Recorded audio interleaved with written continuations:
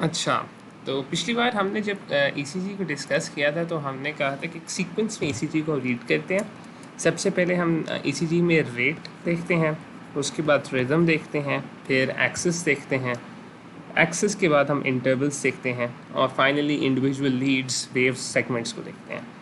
तो अभी तक हमें सिर्फ रेट का कॉन्सेप्ट है और रिदम का कॉन्सेप्ट है और कुछ हमने चेंजेस देखी थी जो कोरोनरी आर्टरी डिजीज़ में होती हैं। इन तीन चीज़ों को जेन में रखते हुए हम सिर्फ इस ईसीजी को अभी देखेंगे।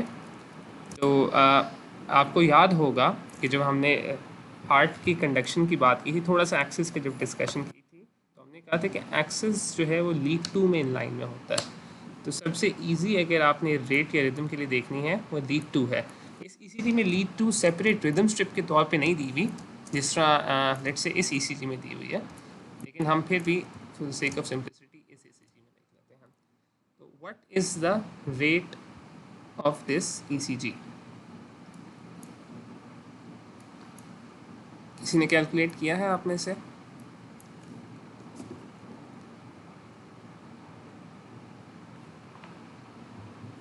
About 68. अबाउट 68। तो आप अगर बॉक्सेस कैलकुलेट करें तो 4 लार्ज बॉक्सेस प्लस 2 स्मॉल, तो 22 बनता है। इफ़ वी डिवाइड 1500 बाय 22, तो it's about 68। Yes, the rate is 68। What about the rhythm? Rhythm क्या है इस ईसीजी का? इज इट रेगुलर और is it irregular? Regular. It's regular. The distance between these R waves, the R interval, is the same throughout this ECG. So the rhythm is regular. As each QRS complex is preceded by a P wave, this is a regular sinus rhythm. ठीक हो गया, rate and rhythm discuss हो गया। वो अब इस ECG में क्या सिग्निफिकेंट चेंज है जो आपको नज़र आ रही है? ST segment elevation. ST elevations. So we can see ST segment elevations in lead V2, V3. अच्छा, for ST segment elevations to be significant, कितने boxes की elevation होनी चाहिए? More Two than two. boxes. 2 boxes in the chest leads and 1 box in the lymph leads. तो chest leads मैं mark कर रहा हूँ। किन lymph leads में ST segment elevation है? Lead 1 and AVL. Lead 1 and AVL. Excellent. These all of the changes present in this ECG या कुछ और भी है regarding ST segment? Lead 3 में depression है. Excellent. 3 में डिप्रेशन है और कहाँ डिप्रेशन है? AVF. AVF में. So there is 1 box depression. It is significant in lead EVF. Considering these ST segment changes, where do you think is the MI or the ST elevation myocardial infarction in this case? Lateral wall. Lateral wall. Excellent. Lateral wall की MI किन Leeds में नजर आती है? 5, 6. Lead 1 and AVL. 1 AVL, 5 and 6. Excellent. So lateral wall का MI है ही है। सिर्फ lateral wall का MI है इस केस में? नहीं, anterior. Anterior wall का भी है क्योंकि V2 में भी आ रहा है. बिल्कुल, B2, 3, 4, 5, 6. So this is an anterolateral MI. Why are there ST depressions in lead 3 and lead AVF? Because reciprocal leads. Reciprocal leads are excellent. So this ECG shows an anterolateral myocardial infarction, ST elevation myocardial infarction with reciprocal changes in lead 3 and AVF in the inferior leads. भाई AVR के अंदर depression नहीं है, ST depression. AVR के अंदर भी बिल्कुल है, you're absolutely right. AVR के अंदर ST डिप्रेशन आ रहा है. ठीक है, AVR ना एक थोड़ी सी अजीब सी लीड, इस सेंस में थोड़ा सा मैं एक्सप्लेन करूँगा आज, क्योंकि अभी तक आपने देखा होगा कि हम जितनी भी हार्ट की बात कर रहे थे लीड्स के लिहाज से, तो हमने V1 to V4 एंटीरियर, ये septal, these are the lateral leads, ये वाली, फिर इंफीरियर लीड्स, ये हमने AVR को टच नहीं किया। AVI को जब हम आज एक्सेस डिस्कस करेंगे तो उसमें मैं आपको थोड़ा सा इस लीड के बारे में बताता हूँ। आपको इधर ही रहना चाहिए। अच्छा, सो रेट रिदम हमें समझ आ गई है, and then we will move on to axis of the heart. अब एक्सेस ऑफ द हार्ट क्या होता है? When we discussed the voltage or the flow of current in the heart last time, we said that current flows from the SA node to the AV node to these bundles and then forward. So, if we consider it till this point, यहाँ तक, the general direction of current flow in the heart is somewhat like this. इस बात पे agree कर रहे हैं?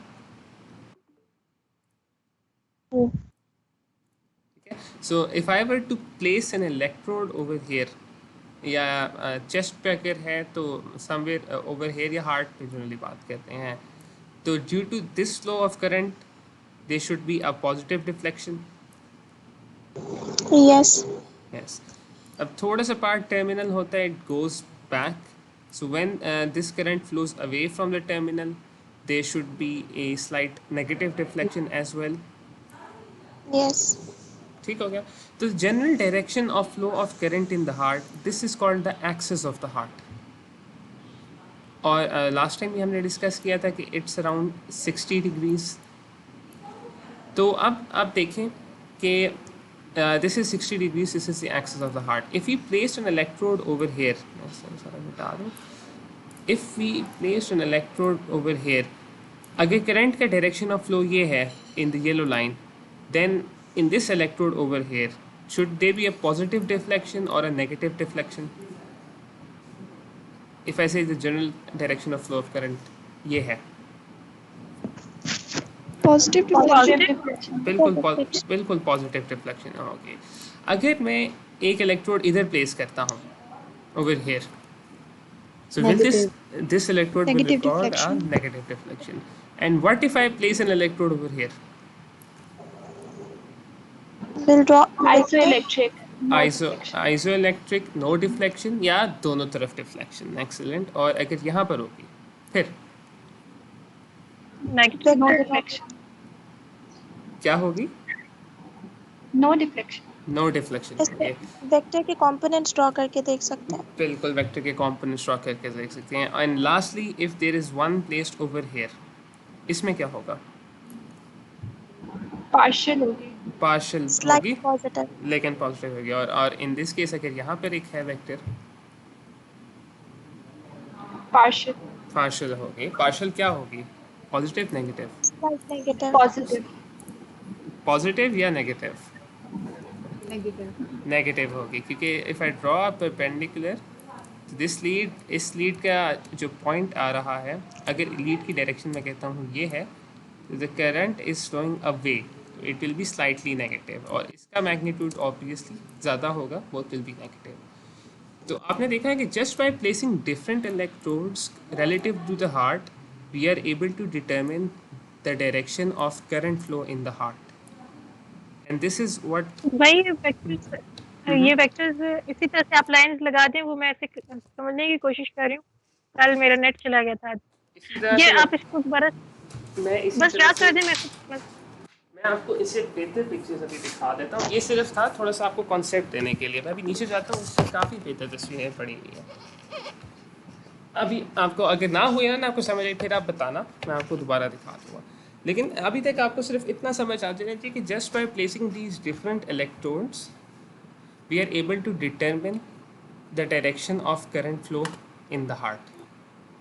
ठीक है, this is how we determine the axis of the heart. What do we do? Yellow line आपको पता है कि it indicates the normal current flow.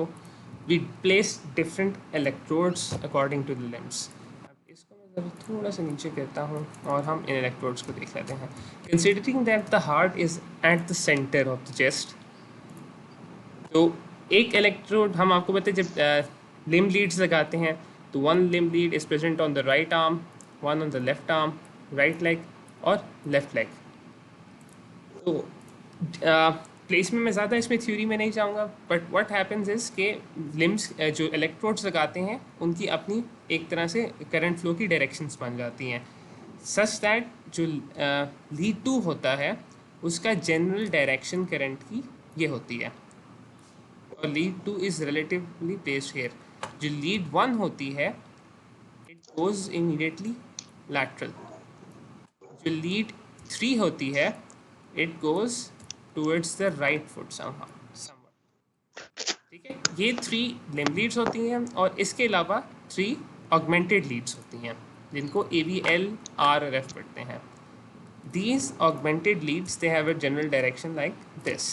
This is AVL, sorry, AV foot, AV foot, AV right arm, and AV left arm, AVL. ठीक है, अब आप इस थोड़ा सा इस फिगर को देखें जो मैंने रफली ड्रॉ किया है, और आप मुझे खुद बताएं डिफरेंट लीड्स में क्या होगा। इफ़ दिस इज़ लीड 1, ये वाली जो है कंदी सी जो मैंने ड्रॉ की हुई है, and the flow of current is according to this yellow line, will the electrode on lead 1, will it show a positive deflection or a negative deflection? Positive. Positive. Positive deflection, Like excellent. positive. Positive. Lead 2, Positive. positive. Positive. AVF, Positive. positive. Positive. This, Positive. positive. What about AVR? Positive. AVR, Negative. AVR, Negative. negative. Negative. बिल्कुल। And finally AVL, Give me negative. AVL, Negative. AVL, अगर मैं इसको word एक, Positive. तो it should B आइजो electric, slightly positive या negative, मतलब ऊपर भी हो सकती है नीचे भी हो सकती है depending upon the exact axis. तो अभी आपने देखा कि just by seeing these 6 different electrodes we are able to determine what is the general direction of current flow in the heart. अब इसी चीज़ में what do we mean when we say positive negative. अगर वे simple electrodes की बात करें तो upward reflection is positive, downward reflection is negative, but in ECGs थोड़ा सा डिफरेंट है, क्योंकि करंट का फ्लो जनरली एक तरफ नहीं होता। हमने अभी देखा था कि ये नीचे आके थोड़ा सा पीछे भी जाएगा।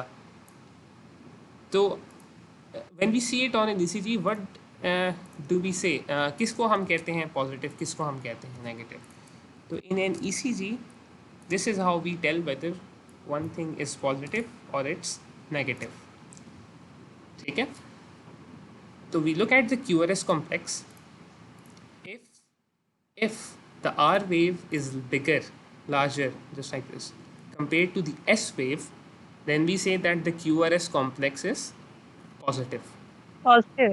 If and the R and S are equal, it's equiphasic. Right.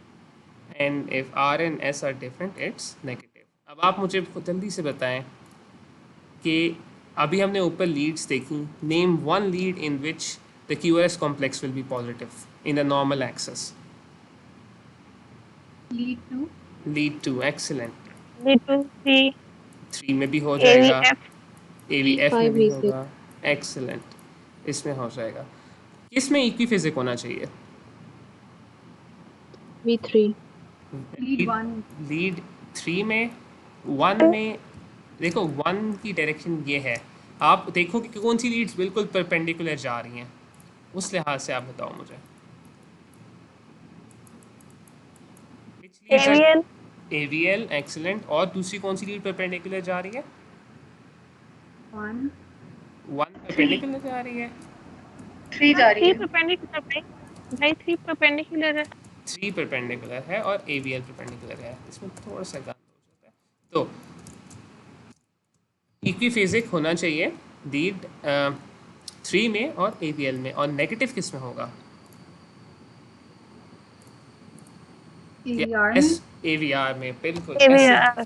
बिल्कुल ऐसे ही होता है। The S will be bigger, QRS complex will be negative in the electrode or lead from which the current is flowing away, that is AVR. तो आप लोगों को मुझे लग रहा है कि काफ़ी अच्छा समझ आ गया है। इस गंद को मैं ज़रा साइड पे करूं और हम एक नीट से डायग्राम पे देख लेते हैं कि ये हुआ क्या है। थोड़ा सा रिपीट कर दें, कनेक्शन लॉस्ट हो गया था थोड़ी देर के लिए। अच्छा, कोई मसला नहीं, कोई मसला नहीं। अभी इस डिफरेंट डायग्राम्स में देखेंगे तो इसमें मुझे उम्मीद है कि ज़्यादा बेहतर आप लोगों को समझ आ जाएगा। तो ऊपर हार्ट, चलो सेम ही है। तो हमने कहा था कि हार्ट की direction of current for the normal axis is somewhat like this. just by looking at the different limb leads, the augmented leads, and 1, 2, 3, we are able to determine the direction of current flow of the heart. The QRS complex, जिसमें अभी हमने ऊपर ही discuss किया था कि it will be negative in which one of these leads. किसमें QRS complex negative होगा? AVR में. AVR में. तो the R wave should be small, the S wave should be bigger. और इसी को कंसिडर करें कि किसमें स्ट्रांगली पॉजिटिव होगा. Let's say strongly positive. Lead 2 में. लीड 2 में स्ट्रांगली पॉजिटिव. और किसमें हो सकता है? AVF में. AVF 3 में हो सकता है. 3 में हो सकता है. अब इसमें आप देखें कि अगर मैं ये एक्सेस जो मैंने येलो वाला ड्रॉ किया है तो इट विल बी पॉजिटिव बिल्कुल इसमें. और AVL में भाई 3 पॉजिटिव क्यों होगा? ये परपेंडिकुलर नहीं आ रहा, तो इसमें तो होना ही नहीं चाहिए. देखो करंट होना चाहिए. देखो करंट फ्लो करता है. मतलब मैंने भी आपको बताया कि देखो कि अगर हार्ट का नॉर्मल हम कंसिडर करें ना तो ये एक ओवर सी सिंप्लीफिकेशन है. इस तरह के हार्ट में सिर्फ एक डायरेक्शन में करंट फ्लो नहीं कर रहा. मतलब कि अभी हार्ट का जो करंट फ्लो करता है उसका जनरल वेक्टर ये है, लेकिन आपको पता है हार्ट इस तरह करंट फ्लो करता है, AV नोड में जाता है, फिर नीचे इस तरह आता है. तो कभी ना कभी हार्ट साइकिल के दौरान ऐसा वक्त ज़रूर आता है कि किसी एक लीड की तरफ करंट ज़रूर पॉइंट करेगा, तो इसमें आपको डिफ्लेक्शन मिलेगी. आपने ग्रॉसली देखना है कि ओवरऑल कंपेयर टू क्या है. तो वो आपको इक्विफिजिक तब मिलेगा जब R और S बराबर होंगे. उसका मतलब ये है कि जितना करंट आ रहा है उसकी तरफ उतना ही दूर जा रहा है. ठीक है. और ये थर्ड वेव जो है वेव ये बहुत छोटी होगी ना, ये डिफ्लेक्शन इसमें थर्ड वाले में. थर्ड वाले में डिफ्लेक्शन छोटी होनी चाहिए बिल्कुल. अच्छा, अब हम कंसिडर कर लेते हैं थोड़ी सी डिफरेंट एक्सेस. लेट्स से कि इस पेशेंट का एक्सेस ये है. अब आप मुझे बताएं कि कौन कौन सी लीड्स में नेगेटिव होना चाहिए. सिंपली नेगेटिव लीड्स कौन सी होंगी? AVR, excellent. AVR will be negative and lead 3. 3 will be negative. Excellent. 3 will be negative. मतलब ये कि QRS complex will show a larger S wave compared to the R wave. बिल्कुल. अब एक और हम जल्दी से देख लेते हैं एक्सेस कि let's say the axis of the heart is.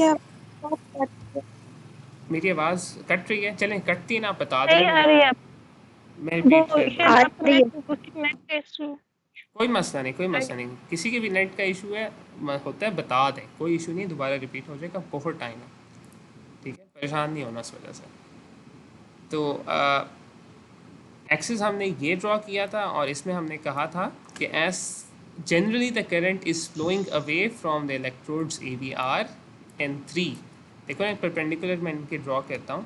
तो देखो these are pointing away, so it means that the QRS complexes in these will be negative. और ऐसे ही होगा अगर एक्सेस 0 डिग्री की तरफ पॉइंट कर रहा होगा. लेट्स कंसीडर भाई नेगेटिव का क्या मतलब होता है? मतलब अगर वेव फ्लो कर रहा है करंट, इसका मतलब होता है नेगेटिव रिफ्लेक्शन. तो इस तरह से तो फिर सिर्फ नेगेटिव वेव आनी चाहिए ना, तो फिर आर जो पॉजिटिव है वो तो आना ही नहीं चाहिए.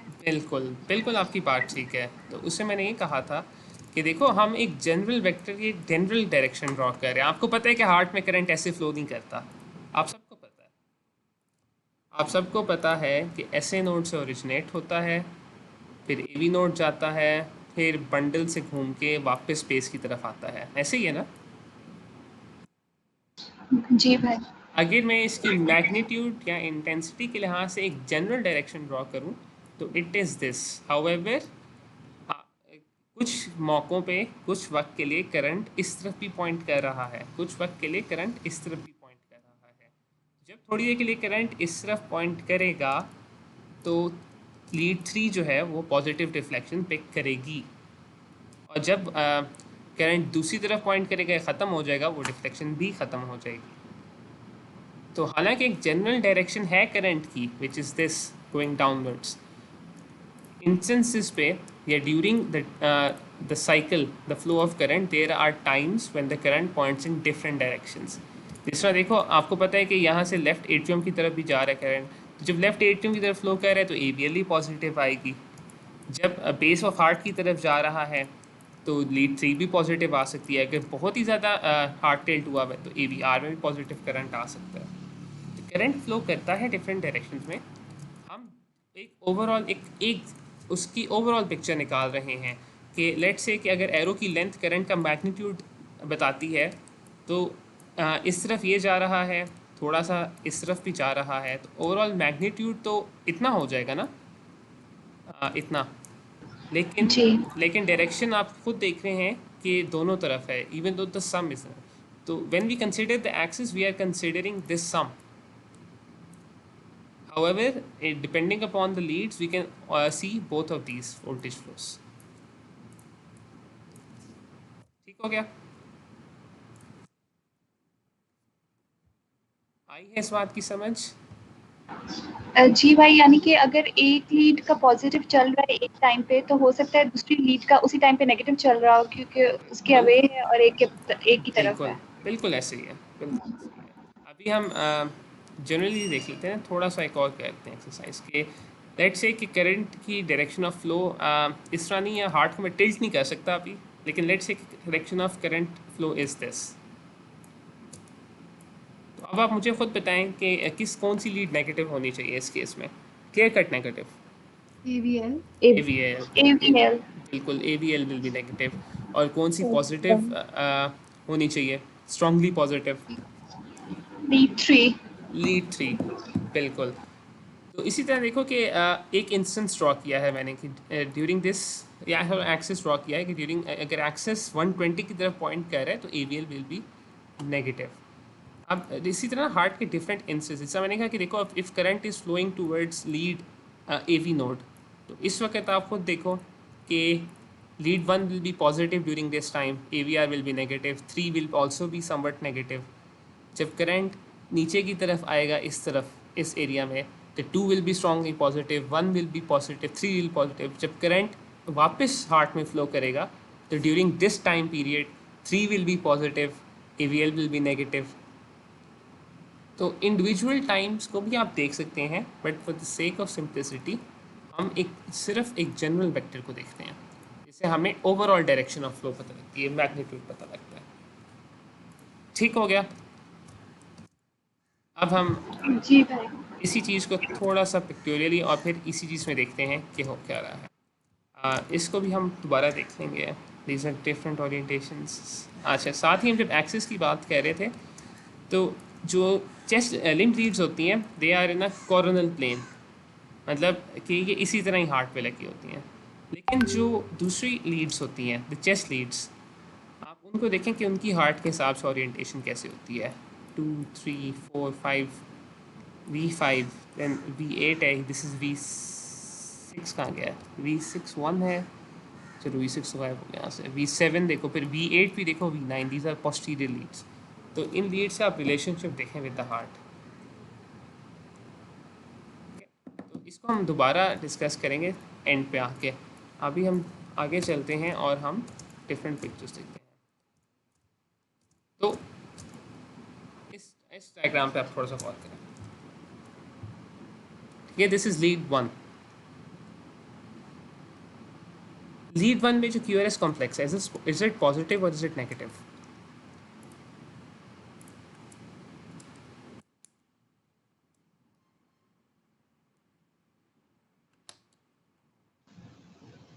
भाई आपका म्यूट हो गया है। अच्छा, मुझे लगता है कि मुझे कोई बार बार म्यूट कर रहा है, क्योंकि मैं म्यूट करता नहीं हूँ अपने आप को। चलो इसकी भी हम सेटिंग्स देख लेंगे। तो मैं कह रहा था कि इस डायग्राम पे थोड़ा सा गौर करते हैं और आप मुझे बताएंगे जो लीड 1 है इसमें QRS complex, is it positive और इज इट नेगेटिव? पॉजिटिव, क्योंकि आर वे बड़ी आर वेव बड़ी है, it's Q wave positive. Q wave भी देखो, ये छोटी सी क्यू वेव है, आर हम वेव आर और एस को करेंगे, तो आर वेव इतनी बड़ी आर है, एस वेव। ठीक है, तो इसका क्या मतलब है कि जनरल डायरेक्शन जो है of voltage flow, if lead 1 is positive, the QS complex is positive, उसका मतलब है ये, इट मीन्स दैट के current flow will be in the direction of this blue line. The axis will be within this blue shaded area. लेकिन भाई अगर ये आपने सम ड्रॉ किया ना, असल में थोड़ा सा उसके अवे भी था, लेकिन सम जो था वो टुवर्ड्स लीड वन था। बिल्कुल बिल्कुल, सम तो इसीलिए जनरल पॉजिटिव है। बिल्कुल, द जनरल डायरेक्शन जो है ना, दैट इज वो आपने खुद देखा कि नेगेटिव डिफ्लेक्शन दी, meaning some current is flowing away as well, however the total the sum of current is flowing towards lead one, meaning that कि द जनरल डायरेक्शन बेशक मैग्नीट्यूड थोड़ा हो, the general direction is towards this. जो हम एक circle draw कर रहे हैं तो उसमें हम देख रहे हैं कि if lead one is positive it means that the current is going towards, मतलब the axis must lie in this area, in this shaded semi circle. ठीक हो क्या? Take a look at lead two. अब lead two पे आप जरा गौर करें। Maximum है क्योंकि बिल्कुल आर सबसे बड़ी है, बिल्कुल मैक्सिमम है। लीड टू में भी पॉजिटिव है, इसका क्या मतलब है कि general direction of current is along lead two as well. Lead two भी मतलब लीड टू में तो it must lie in the yellow area. ठीक हो गया? अब इन दोनों लीड्स में पॉजिटिव है करंट, तो इसका क्या मतलब है कि करंट किधर लाई कर रहा है? उस क्वाड्रेंट में होगा ना जो लीड वन और लीड टू के दरमियान जो है। दरमियान है, जो ये शेयर करेंगे, जो ओवरलैप करेगा। तो if both lead one and lead two are positive then the current must lie in this quadrant, जो दोनों का एरिया ओवरलैप कर रहा है। ठीक है? And if lead one and lead two are positive it means that the axis of the heart is normal. Normal axis ये होता है -30 टू +90। भाई आपका मतलब ये है कि जो पॉजिटिव हैं उन सबको हम प्लस करेंगे और एक कॉमन एरिया जो है उसकी डायरेक्शन देख लेंगे। उसकी डायरेक्शन जिस तरह लिम लीड के पॉजिटिव को हम प्लस कर लेंगे, इसी तरह चेस्ट लीड के पॉजिटिव को प्लस कर लेंगे। चेस्ट लीड्स एक्सिस नहीं बताती, चेस्ट लीड्स एक्सिस नहीं बताती। हार्ट की ओरिएंटेशन आप देखो, हार्ट चेस्ट के अंदर ऐसे प्लेस है कि जो उसका करंट फ्लो है वो कॉर्नल प्लेन में है, मतलब वो एक सामने अगर बंदा खड़ा हुआ है ना जिंदा, तो उसका हार्ट का फ्लो का करंट इसी तरह है। वो ये सिर्फ उसमें आता है। चेस्ट लीड्स में क्यों नहीं देख सकते? क्योंकि हार्ट में करंट का फ्लो जो है वो डाउनवर्ड है। तो सबसे अच्छा जो है ना वो एक ऐसी लीड जो उसी प्लेन के अंदर है, वो देख सकती हैं, वो है लिम्ब लीड्स। ठीक है? तो अभी आपने लीड वन लीड टू को देखा, अब दोबारा ज़रा एक लीड वन और लीड टू को गौर से देखते हैं। अब आप इन दो लीड्स को देखें, पहले लीड वन को देखते हैं। लीड वन में क्यूआरएस पॉजिटिव है नेगेटिव है? नेगेटिव। तो इसका क्या मतलब है कि the direction of current is this. और लीड टू में पॉजिटिव है, तो meaning that direction of current is this. अब इसका क्या मतलब है कि हार्ट का एक्सिस ऐसे एरिया में होगा जहाँ पे ये दोनों ओवरलैप करें। तो मतलब द एक्सिस लाइज कि जहाँ पे दोनों लीड्स पॉजिटिव हैं, या अगर हम इनको कंबाइन करें तो जहाँ पर ये दोनों ओवरलैप करें। तो ये दोनों कहाँ ओवरलैप कर रहे हैं? अगर मैं उसको रेप्लिकेट करने की कोशिश करूँ तो this is the area where they are overlapping. ऐसे ही है। लेकिन भाई लीड वन तो नेगेटिव थी, तो फिर उसके तो डायरेक्शन में करंट है ही नहीं। बिल्कुल नहीं है। तो लीड वन की डायरेक्शन क्या होती है? लैटरली होती है ना, laterally to the left. Lead one का ये है, तो अगर क्यूआरएस नेगेटिव है तो इसका मतलब है कि करंट की डायरेक्शन ऑफ फ्लो क्या है? इस तरफ, राइट लैटरल साइड पे। हाँ, राइट लैटरल साइड पे। ठीक है? तो लीड वन आपकी बात बिल्कुल ठीक है, उससे अवे है, बट वी नो कि लीड वन में अगर नेगेटिव क्यूआरएस मतलब है उसका मतलब कि इस तरफ जा रहा है current according to this arrow. Normally lead one का इलेक्ट्रोड इस तरफ करंट पॉजिटिव पिक करता है।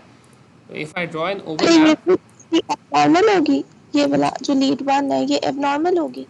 लीड वन इसमें देखो ना, एबनॉर्मल से मुराद इसमें नेगेटिव क्यूआरएस कॉम्प्लेक्स आ रहा है, तो इसका मतलब है करंट लीड वन से अवे फ्लो कर रहा है। सबकी कोई पैथोलॉजी है इसमें? बिल्कुल है। देखो एक्सिस नॉर्मल था -30 टू +90। अब इस केस में एक्सिस क्या है? ये ब्लू वाला over shaded part 90 more than 90 ना। If the axis is more than 90 या in this circle if it's towards right, this is called right axis deviation.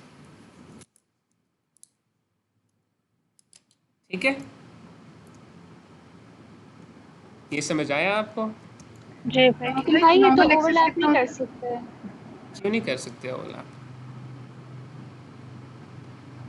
देखो मैं अभी आपको खुद से ड्रॉ करके थोड़ा सा दिखा देता हूँ ताकि फिगर्स में थोड़ा सा मुश्किल हो जाता है। आप हम दोबारा इसको कंसिडर कर लेते हैं। ओहो, ये तो बॉक्स बन गया है। अच्छा, एक सेकंड, ये आ गया हमारा एक सर्कल। ठीक है, लेट्स से कि QRS कॉम्प्लेक्स लीड्स पहले से ड्रॉ करते हैं। This is lead 1, this is lead 2 general direction. ये तो आपको पता ही है ना, इसमें तो आप लोगों को अभी तक समझ आ जानी चाहिए कि दिस इज लीड 1। और फिर मैं एक और ड्रॉ करता हूँ ABF। These are the general directions. अगर एक लीड या एक करंट लीड 1 के अंदर नेगेटिव है तो उसका क्या मतलब है? ये करंट कहाँ फॉल करेगा? If it's negative, on this side या ऑन दिस साइड? अगर मैं इसको राइट कहता हूँ और इसको लेफ्ट कहता हूँ तो किस तरफ फॉल करेगा? इफ द लीड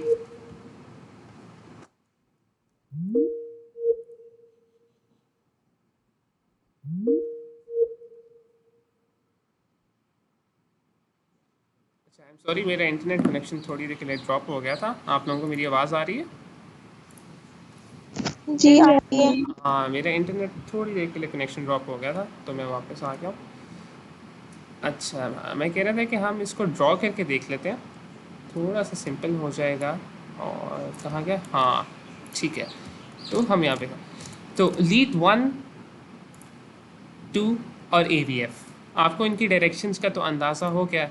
अब आप मुझे बताएं कि एक QRS कॉम्प्लेक्स है, वो लीड 1 में नेगेटिव आ रहा है, तो इसका क्या मतलब है कि डायरेक्शन ऑफ करंट इज भाई ये लीड टू लेफ्ट साइड पे नहीं होनी चाहिए थी? हाँ बिल्कुल, आप सही कह रही हैं, मैंने गलत डाल दिया। यू आर राइट, मैं 3 की जगह डाल दी है। हाँ बिल्कुल सही कह रही हैं, तो 2 डाल देते हैं। अच्छा, अब आप देखें कि लीड 1 में अगर ये नेगेटिव करंट आ रहा है तो वेयर शुड मतलब अगर लीड 1 में नेगेटिव QRX राइट कॉम्प्लेक्स है साइड पे तो राइट साइड पे, current meaning that the current will lie somewhere in this yellow shaded area, जो अभी मैं इसको येलो करने लगा हूँ।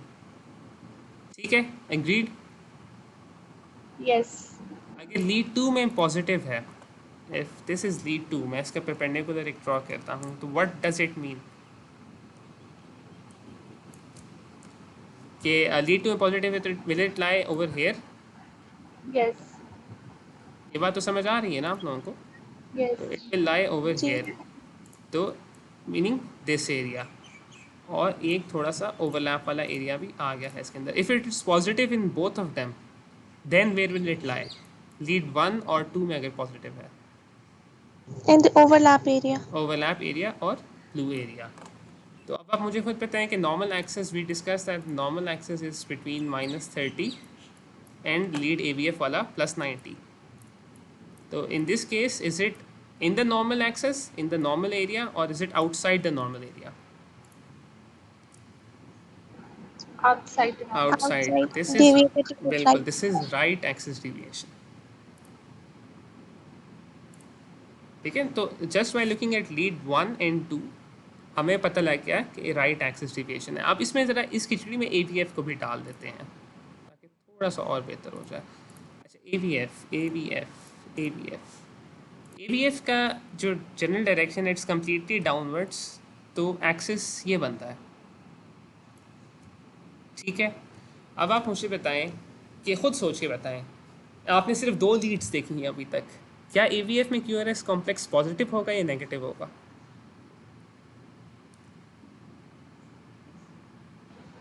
पॉजिटिव।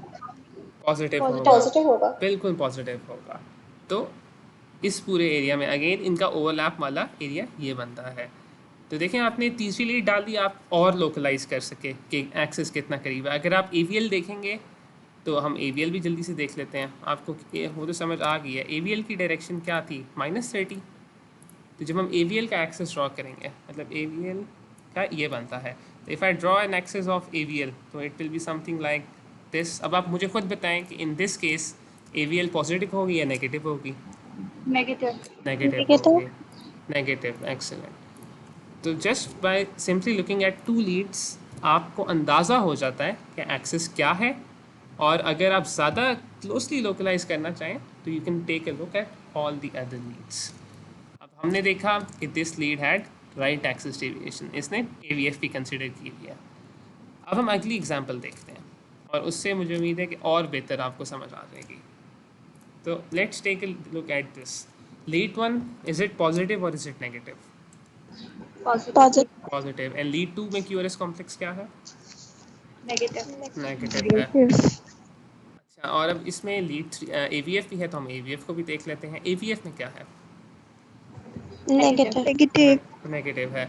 तो अभी आपको समझ आ रहा है कि जो डायरेक्शन बन रही है, axis will lie where all 3 of these are overlapping. तो जी इफ़ आई लुक एट, हम देखें कहाँ है, तो it is overlapping in this area. Is this the normal area? No. No No, No. this is not normal. This is left axis left axis deviation. Deviation ठीक है, this is left axis deviation and this is how you look at the axis of the heart. इतनी ज़्यादा आपने मेहनत कर ली, मकसद क्या axis देखने का? अब सवाल आपके जहन में ये आना चाहिए, क्या है एक्सिस देखने का मकसद? किसी को कुछ अंदाजा है? कि कौन से राइट वेंट्रिकल या लेफ्ट वेंट्रिकल का ज़्यादा इन्फ्लुएंस है QRS पे? बिल्कुल। देखो अब आप हम इसी हार्ट पे वापस आते हैं। आप इस हार्ट को ज़रा गौर से देखें। अब आपको समझ आ रहा है कि करंट फ्लो है। अगर मैं कहूँ लेफ़्ट वेंट्रिकल बड़ा हुआ है, तो इसका क्या करंट क्या होगा कि जो जनरल करंट की डायरेक्शन होगी, it will also shift towards the left. मतलब if the left ventricle is somewhat increased in size, बड़ा हो गया, तो the heart the axis will be shift toward that. Agreed? क्योंकि ज़्यादा करंट तो Yes. उस तरफ हो रहा है। Similarly if the right ventricle is enlarged, तो एक्सेस राइट की तरफ डिविएट हो जाएगा। एग्रीड? यस अगर राइट और लेफ्ट जो हैं, नॉर्मली तो दोनों एक ही टाइम पे दोनों के अंदर करंट ट्रेवल किया जाना चाहिए, बट लेट्स से कि राइट साइड है, उसमें करंट ये सारा ट्रेवल करके चला गया है and now there is no current. However on the left side कोई मसला आ रहा है जिसकी वजह से current has only travelled till this part. तो अब आप मुझे बताएं कि एक्सेस इसका लेफ्ट की तरफ होगा या राइट की तरफ होगा? Right has completed it's pathway. Right में राइट की तरफ। चलो मैं थोड़ा सा अभी इसको दोबारा से लेके चलते हैं। अब आपने इस पर थोड़ा सा गौर करते हैं क्योंकि ये काफ़ी इम्पोर्टेंट कॉन्सेप्ट है। येलो विल शो लेफ्ट, ठीक है, left ventricle, sorry red left कर लेते हैं, येलो राइट कर लेते हैं। एट वन मोमेंट ये हुआ है, at one let's say at moment या time period A, this is what has happened. इस वक्त आप मुझे बताएं कि चलो ठीक है, टाइम पीरियड ए है, this is now this is time period B, this is time period C, जहाँ पे राइट साइड एंड पे पहुँच गई है। This is time period C, जब लेफ़्ट साइड सिर्फ दरमियान में पहुँची है। और आपको पता है जब राइट साइड एंड हो जाए तो उसके बाद फिर कोई करंट नहीं फ्लो करता क्योंकि सारा डीपोलराइज हो जाता है। तो टाइम पीरियड डी जो है, ये last time period, there is no current on the right side, however current is still flowing on the left side. अब आप मुझे बताएं कि इस कंडीशन में करंट या एक्सेस किस तरफ होगा, टुवर्ड्स द लेफ्ट या towards the right? Left side पर ही Left side होगा, पे। लेकिन मैग्नीट्यूड कम होगा। मैग्नीट्यूड कम होगा क्योंकि एक तरफ हो चुका है, बट टुवर्ड्स लेफ्ट साइड होगा। अब आपने देखा है कि ये टाइम डिफरेंस, ये डिफरेंसेस क्यों आ रहा है कि टाइम ए पे जो है येलो वाला, इट वाज या right side, it was going faster until time D when the right heart was completely depolarized, hence no current was flowing, and the left heart was still depolarizing, that is why current was flowing. Right में तेज़ है, left में slow है। आपको ऐसी condition पता है जिसमें एक पाथवे स्लो हो जाए, कंडक्शन उसकी स्लो हो जाए? Bundle branch block. Excellent, bundle branch block. तो अगर लेफ़्ट बंडल ब्रांच ब्लॉक है, लेफ़्ट बंडल में स्लो जा रहा है वोल्टेज, तो एक्सेस को क्या होना चाहिए?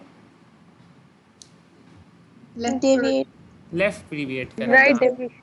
लेफ़्ट डिविएट करेगा, क्योंकि देखो लेफ़्ट में स्लो करंट जा रहा है, राइट में करंट गुजर के ख़त्म हो चुका है। जब करंट गुजर के ख़त्म हो जाए, when all of this tissue is depolarized, there will be no flow of current. तो राइट इतना तेज़ था कि सारा डीपोलराइज हो गया, फ्लो था ही नहीं, और लेफ़्ट में अभी भी करंट फ्लो कर रहा है, यानी कि लेफ़्ट में स्लो होने की वजह से स्टिल करंट इज़ देयर। तो in left bundle branch block there will be left axis deviation, और राइट बंडल ब्रांच ब्लॉक में क्या होगा? Right axis right axis deviation. Similarly अगर लेफ़्ट साइड का वेंट्रिकल बड़ा हो गया है तो किस तरफ की डेविएशन होगी एक्सिस की? Left side. लेफ़्ट साइड की होगी। तो अब आप मुझे कोई ऐसी कंडीशन बताएं हार्ट की जिसमें आपको लेफ़्ट एक्सिस डेविएशन मिल सकती है और उसमें लेफ़्ट वेंट्रिकल बड़ा होता है। Systemic hypertension, left ventricular hypertrophy. Excellent. तो सिस्टेमिक हाइपरटेंशन में हो सकता है, पैथोलॉजिकल है, और left ventricle hypertrophy body builders में भी लेफ्ट एक्सिस डेविएशन हो सकती है। Right axis deviation right ventricle के इन्लार्जमेंट में किस कंडीशन में होगी? Heart failure. Right heart failure, cor pulmonale, right ventricular hypertrophy. Excellent. तो अभी आपको दो कंडीशंस पता लगी इंपॉर्टेंट जिनमें एक्सिस डेविएशन होती है। One is right bundle branch block, ये sorry bundle branch block, and the second is ventricular hypertrophy. ठीक हो गया? इन्फार्क्ट के केस में भी साइड पे डेविएट कर। इन्फार्क्ट के, अच्छा एक सवाल एक टाइम पे, इन्फार्क्ट के केस में हो सकता है, ऑपोजिट साइड पे बिल्कुल हो सकता है, ऑपोजिट साइड में हो सकता है, इस साइड पे हो सकता है, लेकिन उसमें ना उसकी थोड़ी सी पैथोफिजियोलॉजी लंबी हो जाती है, थोड़ी सी डिफरेंट है इन द सेंस के अगर मैं आपको कहूँ ना कि one area is infarcted over here, तो current will take more time but it will still flow around it.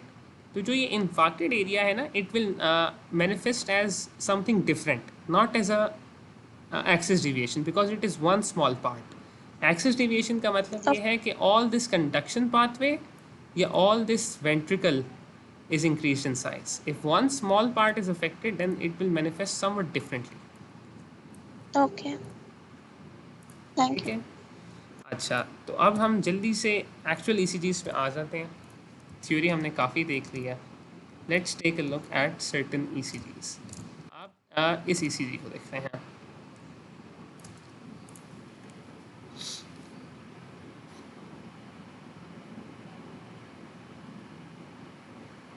What is the axis of this ECG? Normal है। नॉर्मल है, this is a normal axis. Why? आपने याद रखना है कि we consider 1 2 और इसके AVF या 3 देखना है। 1 इज़ पॉजिटिव, मतलब जनरल डायरेक्शन ये है। 2 इज़ पॉजिटिव, इसकी डायरेक्शन ये है।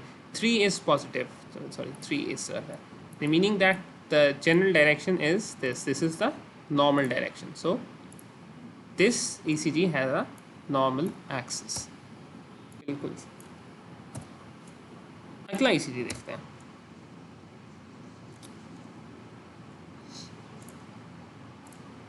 इसी एक्सिस की बजाय आप मुझे ये बताएं कि QRS कॉम्प्लेक्सेस इन 1 पॉजिटिव या नेगेटिव? नेगेटिव। 1 में नेगेटिव, 2 में इक्विवोकल, पॉजिटिव, इक्विवोकल या पॉजिटिव। अच्छा आप देखो कोई एक बेसलाइन पकड़ लेते हैं, तो इसमें चलो इस वाले कॉम्प्लेक्स को गौर से देखते हैं। जो बिल्कुल स्टार्ट है उसके 3 ऊपर हैं, 2 नीचे हैं, और तो मतलब इसका मतलब है कि it's lying somewhere around the perpendicular, तो दोनों के मोरलेस बराबर है, तो हम इसे इक्विवोकली कंसिडर करते हैं। लीड 3 का क्या है? पॉजिटिव। 3 इज पॉजिटिव, तो 1 is negative, 2 is equivocal, 3 is positive. इसका ये मतलब है कि 1 की डायरेक्शन ये थी, meaning that current is flowing away, current is lying somewhere here. 2 में पॉजिटिव है, इसका मतलब है कि current is lying somewhere here, तो it must lie in the overlap between the 2 इसमें। एंड 3 इज ऑल्सो पॉजिटिव, 3 की डायरेक्शन ये थी, तो the current is lying somewhere in the overlap. कौन सी एक्सिस है? Right axis, right axis, right axis. ठीक है, this is a right axis deviation. ये समझ आई है ये वाली ECG? किसी को अगर नहीं समझ आई तो अभी बता दें। और भाई अगर कोई इक्विफेजिक होता है तो हम उसको निकाल देते हैं कंसिडर नहीं करते ना। निकाल इन द सेंस ये देते हैं कि देखो इक्विफिजिक का मतलब ये है कि उसके बिल्कुल परपेंडिकुलर पड़ा हुआ है। तो टू इक्विफेजिक है, उसका मतलब है कि टू के बिल्कुल परपेंडिकुलर है। अब आप उसकी परपेंडिकुलर लीड्स देखो कौन सी है। तो अब मुझे इसमें बताओ कि if this is lead two और इसमें इक्विफेजिक है तो कौन सी लीड्स हैं जो उसके परपेंडिकुलर के काफ़ी करीब आ रही हैं। अब ये मुझे बताओ इनमें से। लीड 1 परपेंडिकुलर के करीब, सबसे करीब कौन सी है? सी और ABL। ABL 3 थोड़ी सी दूर है बट AVL बिल्कुल परपेंडिकुलर आ रही है, ऑलमोस्ट 90 डिग्री पे है। तो अगर 2 इक्विफेजिक है तो आप AVL और आप 3 को देखो। अगर 3 पॉजिटिव है तो it will mean that it is towards the right. AVL positive है तो mean it will be towards the left. आपको इस फैक्ट से डिस्ट्रीब्यूशन पता लग जाएगी। अगर कोई लीड आइसो इलेक्ट्रिक है वो आपको बता रही है कि मेरे परपेंडिकुलर लीड्स को देखो, आपको खुद समझ आ जाएगी। जिस तरह लीड 1 है, if lead 1 is iso electric यानी कि ऊपर नीचे दोनों बराबर हैं, कौन सी लीड परपेंडिकुलर है आप देखोगे? AVF। अगर AVF में पॉजिटिव है तो you will know that the general direction is downwards. If AVF is negative you will get to know the general direction is upwards. तो an isoelectric lead tells us कि look at my perpendicular lead. भाई जो अभी कुछ हमने इसे discuss की, इसका मतलब उसमें राइट एक्सिस डेविएशन है। बिल्कुल, इसमें राइट एक्सिस डेविएशन है। This patient has right axis deviation. अब इस ECG को गौर से देखते हैं। आप मुझे दोबारा वही इसी तरह बताएं कि 1, 2 और 3। 1 में क्या है? पॉजिटिव 2 में क्या है? इक्विफेजिक है। एक्सीलेंट। 2 में इक्विफिजिक लग रही है तो प्लस माइनस। 3 में क्या है? नेगेटिव है। तो अगर मैं उसी तरह खिचड़ी सी बनाऊं दोबारा, तो 1 में positive meaning that the general direction of flow is in this area. ठीक है, इफ 2 इज इक्विफिजिक तो उसका मतलब ये है कि आइदर इट्स दिस वे और इट्स दिस वे। 3 में नेगेटिव है, हमने कहा था कि परपेंडिकुलर या थोड़ी बराबर की लीड्स देखते हैं। We see that 3 is negative. तो 3 का आपको पता है कि general direction is somewhere here and if 3 is negative it means that the current will lie somewhere here. तो which is the overlapping part? ये वाला, दिस रेड पार्ट। तो this is slight left axis deviation. तो normal axis क्या होता है? -30 to -30। तो this is lying in between -30 and 0। तो this is slight left axis deviation, this is physiological left axis deviation. मतलब ये कोई पेशेंट अगर है, कोई बॉडी बिल्डर है, एक्सरसाइज बहुत ज़्यादा करता है, तो उसके अंदर ये कंडीशन होगी।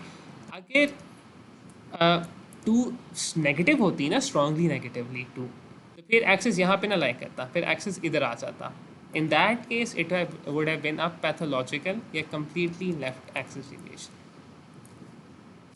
ठीक हो गया? एक्सिस आप लोगों को समझ आ गया है हार्ट का कैसे निकालते हैं? एक्सक्यूज मी भाई, नॉर्मल होने के लिए जरूरी है कि -30 से 60 के सारे के दरमियान में सारे में लाई करें? नहीं, एक्सिस देखो, एक्सिस हम सम कहते हैं ना, axis is the sum of current direction of मतलब sum of all the current flows in the heart. तो जब आप सम कहते हो तो sum can only be one, either it will lie in this plane और it will lie in this plane.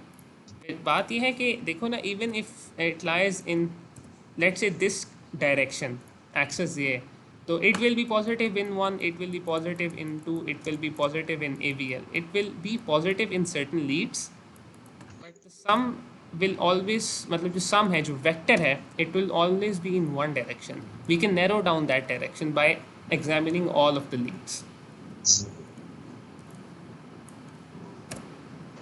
ठीक है। Rate, rhythm and axis. Axis काफ़ी मुश्किल होता है समझना, अगर आपको समझ आ जाए तो that is one step closer to understanding an ECG. So this is the gist of it all. इसकी सारी summary. 3 chest leads, 3 augmented leads, एक तरफ normal axis है, दूसरी तरफ axis deviation है।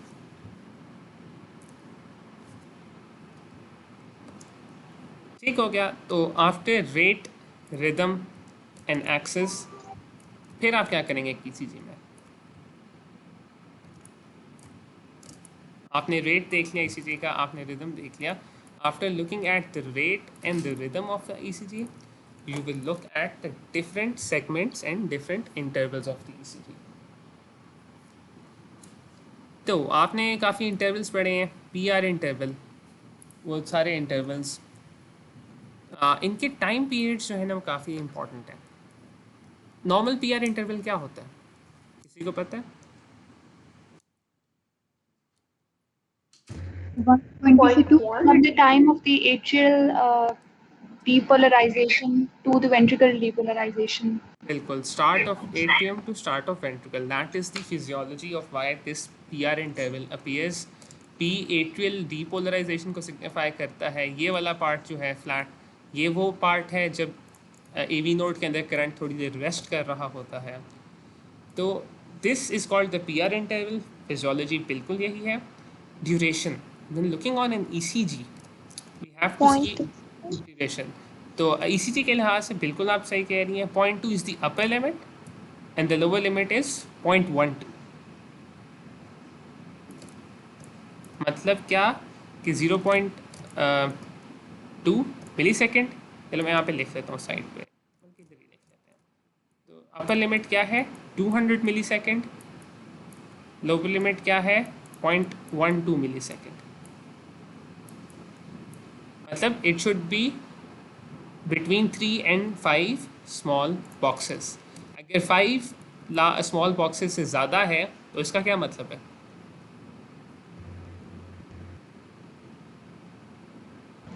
AV nodal delay ज़्यादा हो गया. AV nodal delay ज़्यादा हो गया, बिल्कुल. अगर AV node ज़्यादा डिले हो जाता है तो उसको फिजियोलॉजी में आपने पढ़ा है, उसको क्या कहते हैं? AV nodal block. AV nodal block. Excellent. तो this is the PR interval. एक इंटरवल था. Then we have the QRS complex. QRS complex की अपनी एक ड्यूरेशन होती है. A normal QRS complex is around 100 milli second.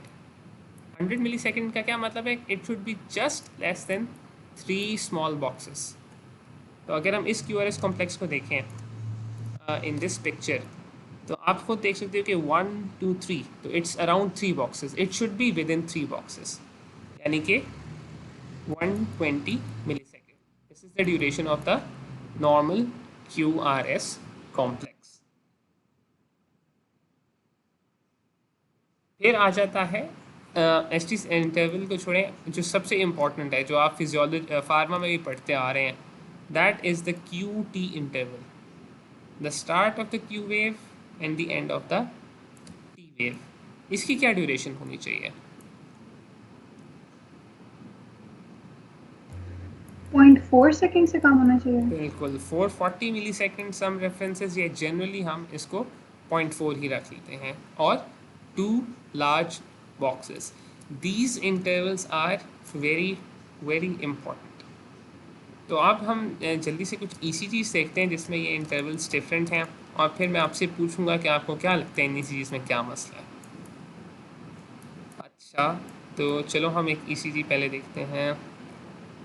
Intervals वाले ECG देख लेते हैं. ठीक है, तो take a look at this rhythm strip. Rhythm strip यानी कि lead 2. Which interval is abnormal in this rhythm strip? PR. PR. Is it prolonged or is it shortened? Prolonged है. जब आपको पता लग गया कि PR prolonged है, the next question you have to ask yourself कि सिर्फ एक QRS कॉम्प्लेक्स में प्रोलॉन्ग्ड है या सारों में प्रोलॉन्ग्ड है, और अगर सारों में प्रोलॉन्ग्ड है तो क्या बराबर प्रोलॉन्ग्ड है? तो इन दो सवालों के आप मुझे देख के जवाब दें. Is the PR interval increased between every QRS complex? Number 1. Number 2, is the PR interval constant? Equally prolonged है. इक्वली प्रोलॉन्ग्ड है. तो if it is equally prolonged in all of the QRS complexes, then what does this patient have? First degree. First degree heart AV block. nodal block. बिल्कुल. So this is a first degree AV nodal block. और AV nodal block first degree की definition ही यही होती है कि PR interval is constantly raised between all of the QRS complexes. This is a first degree heart block. इस ECG में क्या मसला है regarding intervals? चलो मुझे उम्मीद है कि सही नज़र आ रहा होगा, इसको मैं स्ट्रेच कर लेता हूँ।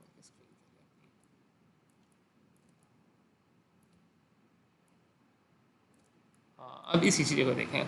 What is wrong with the intervals of this rhythm strip? irregular सी है। Irregular सी है, excellent. Interval कौन सा prolonged है, आप ये बताएं। TPB। T और P के QT दरमियान, ठीक है। QT देख लेते हैं। चलो आपने QT एक ने बोला, और PR भी prolonged ही है। PR prolonged है। तो हम अब दो इंटरवल्स देख लेते हैं किसी ऐसी ECG में जो ऑलमोस्ट स्टार्ट हो रही है। चलो इसमें देखते हैं। PR इंटरवल नॉर्मली कितने बॉक्सेस से कितने बॉक्सेस के अंदर होना चाहिए? 3 to 6 3 to 5। इसमें 5 से ज़्यादा है, 5 से कम है? ज़्यादा है। तो PR इंटरवल इज प्रोलॉन्ग्ड। एक चीज़ तो हमें पता लगी, PR इज प्रोलॉन्ग्ड। QT को जल्दी से देख लेते हैं। Let's take a look at QT। This is the start of the QRS complex and this is the end of T। ठीक हो गया। क्या ड्यूरेशन है इसकी? 0.4 सेकेंड से ज़्यादा है।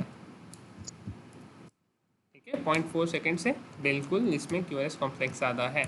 फिर जब आप टेक्स्ट बुक्स पढ़ेंगे तो उसमें कहीं जगह 440 है, और इन वुमेन शायद 380 है या समथिंग है। तो for the sake of simplicity QT में ज़्यादा नहीं मैं घुसना चाह रहा। Let's consider that the QT of this patient is abnormal। आपने सही किसने पॉइंट आउट किया कि it's greater than 4 seconds, but even that is normal. अब ज़रा वापस आप PR इंटरवल की तरफ आओ और मुझे ये बताओ कि we needed to ask ourselves 2 questions.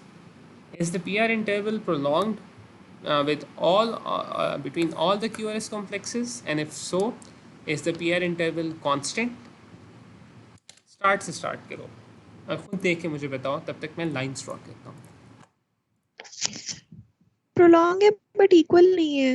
Equal नहीं है, एक्सीलेंट। इक्वल है भाई, इक्वल है, ठीक है। लास्ट वाले में कॉम्प्लेक्स में नहीं है, वैसे तो इक्वल ही लग रहा है। वैसे तो इक्वल ही लग रहा है। इक्वल नहीं है, थोड़ा सा फर्क है।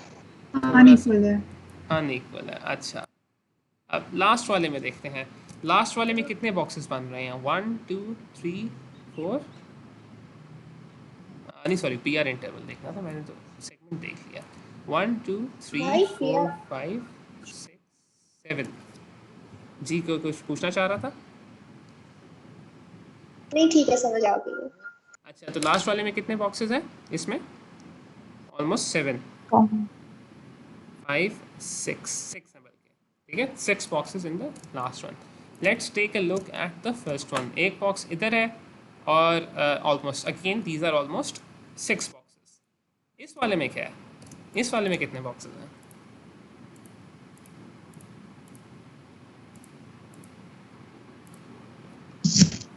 8 बॉक्सेस, बिल्कुल। इस वाले में कितने हैं?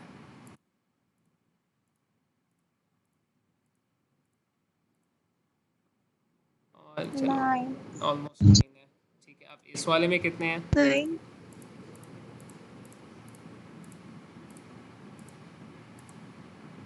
almost 10 almost 10 या ऑलमोस्ट 9। और फाइनली एक P वेव मिली है, लेकिन इसके बाद तो QRS कॉम्प्लेक्स आया ही नहीं है। ऐसे ही है ना, this is a P wave but there is no QRS complex after this P wave. yes. So this is a type of heart block in which the PR interval is progressively increasing until finally a beat or a QRS complex is missed, and then the PR interval resets. At the start is was almost 6 box, 7, 8, 9. Dropped beat, then again it's 7 small boxes. This patient has second degree heart block, और इसको क्या कहते हैं, इस phenomena को? वोल्फमैन। Regularly irregular. Regularly irregular, ठीक है, वेंकी रेगुलरली, बैक।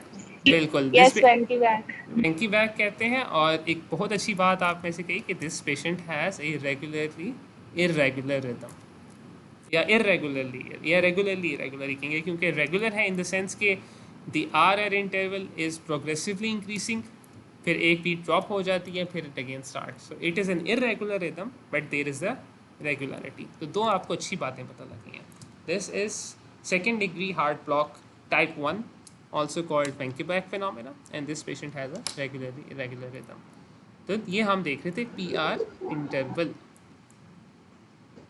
भाई इरेगुलर तो हमने इसलिए कहा कि आर इंटरवल डिफरेंट था, तो रेगुलरली इरेगुलर क्यों कहा? क्योंकि एक आपको पता है कि 1 2 3 4 के बाद एक QRS ड्रॉप होगा, फिर दोबारा उसी तरह होगा हर साथ, मतलब फर्स्ट 2 के दरमियान आगे इधर है, देखो कि आपको पता है कि 1 2 3 4 QRS कॉम्प्लेक्सेस हैं, fifth one will be dropped. The time period between the first and the second, time period between the first and the second will be the same over here as well as over here.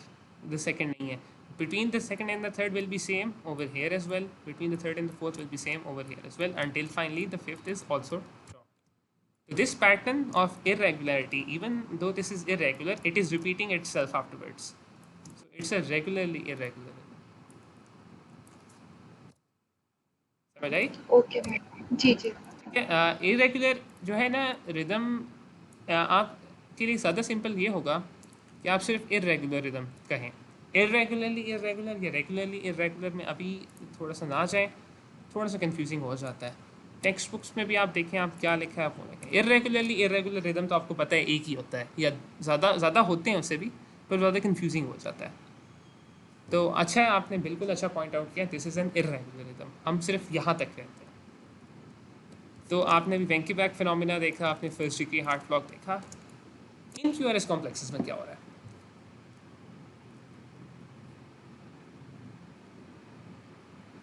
Toll interval नहीं है, tentative PR interval short हुआ है। PR interval short हुआ है। T wave आप में से एक को टेंटेड लग रही है, बिल्कुल ठीक है, this is an increased T wave.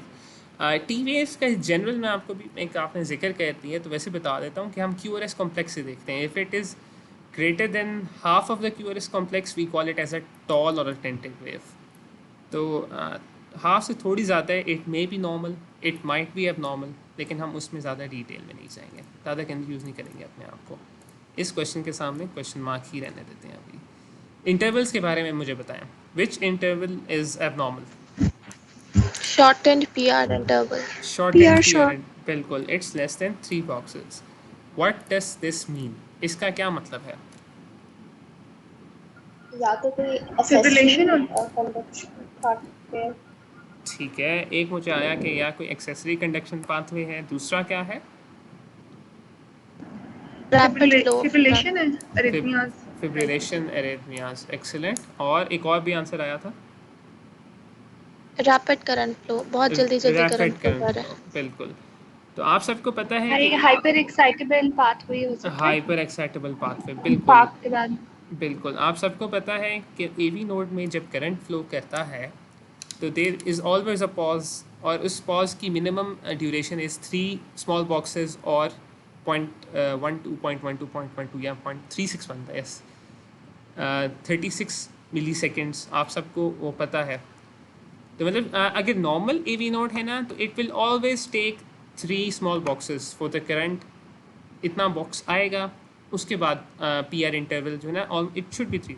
If it's less, उसका मतलब ये है कि there is an accessory pathway और somehow the ventricles are becoming excited before current is passed और allowed through the AV node. मतलब ये कि AV नोड ने रखना है अपने पास करंट को, लेकिन जितनी देर करंट उसके अंदर रुका हुआ है उतनी देर में ही थ्रू सम अदर वे, किसी और रास्ते के ज़रिए, current has reached the ventricles. तो the ventricles are excited before the current can leave the AV node. This is pre excitation. Fibrillation ये क्यों नहीं है? देखो अब आप इन तीन चीज़ों को तीन क्यूआरएस कॉम्प्लेक्सेस हैं, आप इनके दरमियान आर इंटरवल देखो, इज़ इट कांस्टेंट? मैं एक लाइन ड्रॉ कर लेता हूँ आपकी आसानी के लिए। Is the R interval between the two constant? Almost yes. Yes, almost, ये मोर और लेस। एक बॉक्स हम थोड़ा सा नेग्लेक्ट कर लेते हैं। तो द रेट इज़ कांस्टेंट, और रेट तो अभी हमने कैलकुलेट नहीं किया, but the rhythm as well is constant. आपको पता है कि फिब्रिलेशन में रिदम इरेगुलर होता है। 1, फिब्रिलेशन के अंदर एट्रिया कॉन्ट्रैक्ट सही तरह से नहीं कर पाते, तो उस केस में पी वेव्स भी नज़र नहीं आती, और आपको पी वेव्स नज़र आ रही हैं, तो दिस इज़ नॉट फिब्रिलेशन। ठीक है, फिब्रिलेशन का नॉर्मल है। क्यूआरएस कॉम्प्लेक्स नॉर्मल नहीं है। क्यूआरएस कॉम्प्लेक्स नॉर्मल क्या लग रहा है आपको? क्यूआरएस कॉम्प्लेक्स किस तरह एबनॉर्मल लग रहा है? ग्रेजुअली राइज कर रहे, एक स्लोप आ रही है इन द बिगिनिंग। बिल्कुल, there is one slope in the beginning, excellent pick, there is one slope in the beginning, और उसके बाद एक आ रहा है नॉर्मल राइज। तो नॉर्मल क्यूआरएस कॉम्प्लेक्स कैसा होता था कि ये पीआर इंटरवल अगर मैं नॉर्मल इसी के ऊपर ड्रॉ करूँ तो it should have been something like this, ऐसे ही है ना? तो जी this slope is called the delta wave.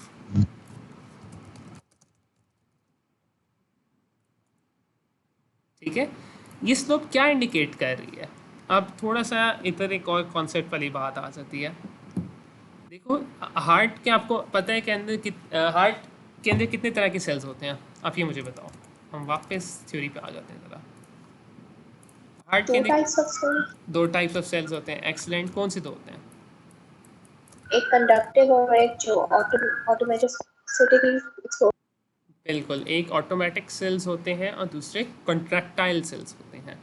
अब आप मुझे खुद बताओ कि एक तरफ करंट फ्लो कर रहा है through this conductive system.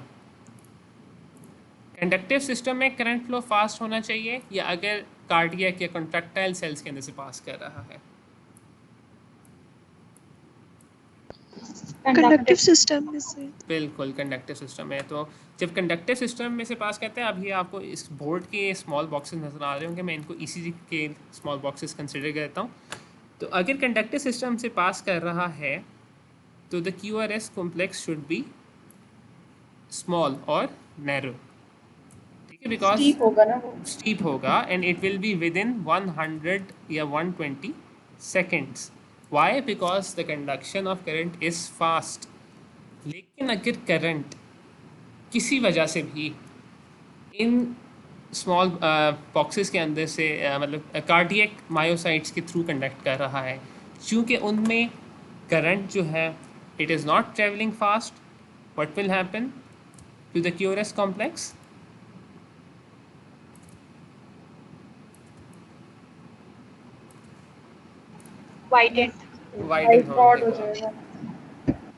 Widen हो जाएगा। ठीक है, तो whenever you think of a widened QRS complex, क्योंकि QRS complex वैसे डिनोट क्या करता है ये बताएं? Ventricular depolarization. Excellent, Ventricular ventricular depolarization. depolarization. So if you see a broad QRS complex, it means that the ventricles are depolarizing, but they are not depolarizing via the regular pathway, this regular bundle of His or the conductive system pathway. They are depolarizing through the cardiac myocytes. ठीक हो गया? ये बात समझ आ गई आपको? भाई उनको ऐसा क्या हो गया कि वो कंडक्टिव हो गए? बिल्कुल, उनको ऐसा क्या? देखो, again this is not normal, it means that the pathology has awkward. अगर मैं आपसे कहूँ, थोड़ा सा मैं आपको इसको समझाता हूँ डिटेल से, अभी हम इसी चीज़ थोड़ी सी और देखते हैं, आपको बेहतर समझ आएगी। बट लेट्स जस्ट से कि instead of all of this, मतलब पूरा वेंट्रिकल डीपोलराइज होने के बजाय एक छोटा सा स्टार्ट में पार्ट है which is depolarised abnormally, and the rest of it is depolarised normally. तो तब आपके पास क्या होगा? एक अपस्लर्सी बनेगी।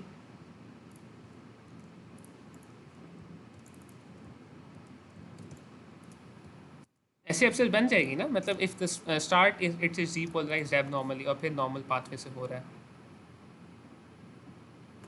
हेलो जी हाँ जी हाँ ठीक है। This is what is happening in this ECG जो मैं आपको दिखा रहा था कि दिस इनिशियल पार्ट इज मतलब depolarising abnormally via negative pathway. इस पेशेंट को क्या मसला है? What does this patient have? This patient has a delta wave on the ECG. What is the diagnosis or the pathology? कौन सी बीमारी है जिसमें डेल्टा वेव या एट्रियल pre-excitation दिखता है? फिब्रिलेशन एट्रियल फिब्रिलेशन और ectopic ectopic, excellent.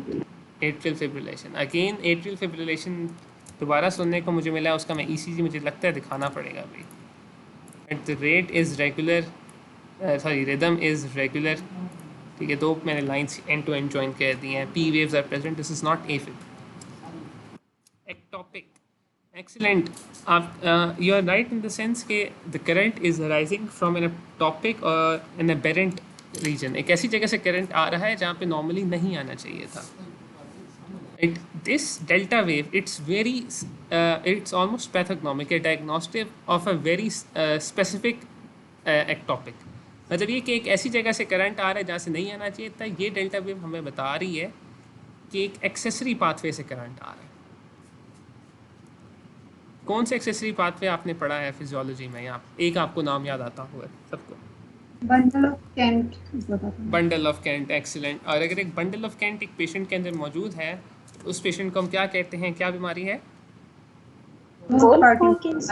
Wolff-Parkinson White, excellent. This patient has Wolff-Parkinson White syndrome। ठीक है, तो शॉर्टेंड पीआर इंटरवल और डेल्टा वेव का मौजूद होना Wolff-Parkinson White है। ये मतलब ऐसी चीज़ है जो प्रॉफ एमसीक्यूज में भी आ जाती है। तो पीआर इंटरवल के अभी आपने फर्स्ट डिग्री हार्ट ब्लॉक देखा, आपने सेकंड डिग्री वेंक्यूबैक फिनोमेना देख लिया, you have also seen delta wave. अब एक डायग्नोसिस मुझे 2 बार आया है तो उसको फिर हम जल्दी से देख लेते हैं। Let's take a look at this ECG. Axis पे अभी आप फोकस करते हैं तो अच्छी बात है, but main focus should be on rate and rhythm and focus on the rhythm strip. ये रिदम स्ट्रिप नीचे बनी हुई है, इस पे देखें और फिर आप मुझे बताएं कि इसका रेट क्या है इस ईसीजी का और इस ईसीजी का रिदम क्या है।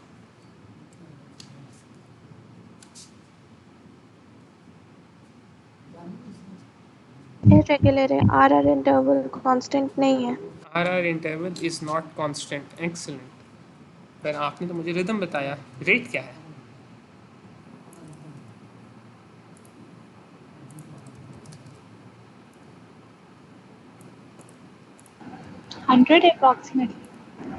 अप्रॉक्सीमेटली। क्या आप आरआर इंटरवल अगर कांस्टेंट नहीं है तो रेट आप उसी तरह कैलकुलेट करने की कोशिश कर रही हैं? स्मॉल बॉक्सेस लार्ज बॉक्सेस वाला चक्कर क्या वो लग सकता है इस केस में? नो नहीं लग सकता। तो पता है क्या इस केस में आप फिर इस केस में आप रेट कैसे कैलकुलेट करेंगे?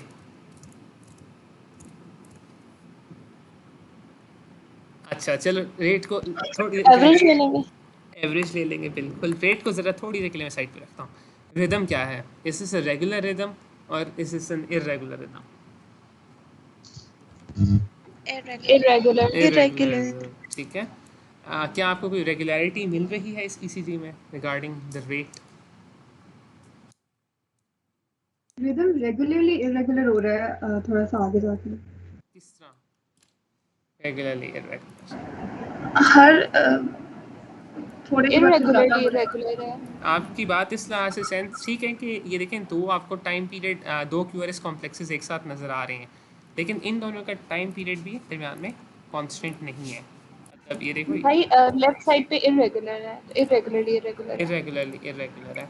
राइट साइड पे ये लग रहा है कि रेगुलरली इरेगुलर है, बट अगर मैं इनका आपस में इंटरवल ड्रॉ करूं तो आप ये देखेंगी कि दीज आर अगेन मतलब इरेगुलर हैं। देख रहे हैं मिसमैच बिटवीन द टू। ये आप लाइन देखें, इस मैंने एक लाइन फिर से कॉपी करके पेश की है। The R interval is not the same in these three even. This is an irregularly irregular rhythm. क्या ये irregularly irregular rhythm sinus node से ओरिजिनेट कर रहा है? हमें कैसे पता लगेगा कि साइनस नोड से रिलेट कर रहे हैं? पी वेव की प्रेजेंस से। बिल्कुल। तो क्या पी वेव्स आपको डिसर्नेबल नज़र आ रही हैं इस रिदम स्ट्रिप में? No no. No no. तो आपको पी वेव्स डिसर्नेबल नहीं नज़र आ रही और आपको एक इरेगुलर रिदम मिल रहा है. What does this patient have? ठीक है, this patient has atrial fibrillation. This is an ECG of atrial fibrillation. ठीक है, irregular rhythm without the presence of P waves is atrial fibrillation. अब इसी के साथ हम एक बराबर ECG आगे देख लेते हैं, क्योंकि हमने atrial fib तो डिस्कस किया. Again focus on the rate and the rhythm of the ECG of this ECG. Rhythm strip पे फोकस करें, एक्सिस को भी ना देखें.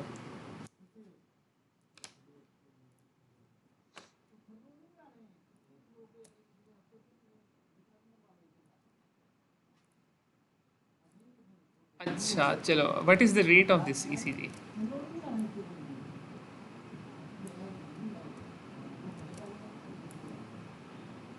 रेगुलर रेगुलर हो सकता है.